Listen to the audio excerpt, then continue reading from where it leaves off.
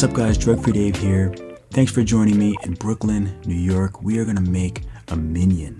The level of details and the quality of the sculpts that you can get with Nomad Sculpt, it's insane. So you're gonna learn a lot in this class. It's as much about the process as it is about getting to the end and making the minion. We pretty much go through everything you need to know. I mean, from the blocking out, the modeling, the sculpting, coloring. I love coloring in Nomad Sculpt. I tried to bring it to Procreate, that didn't really work for me.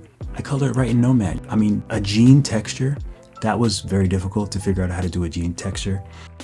I kind of sat there just recording and deleting until I got something that really worked.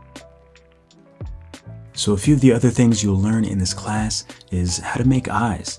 I really love making eyes. I came up with this way to do really cool, glossy, colorful eyes, and you'll be able to use it in all your characters after this class. I also do texture. I wanted to give his little overalls some texture, and also I wanted to give his skin some texture because he sort of feels felty. I've never felt a minion, but I feel like they would be sort of like felty.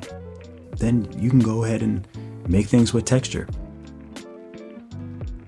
It's really not that difficult once you just know how to do it, and I'm going to walk you through all of that in this class and then some.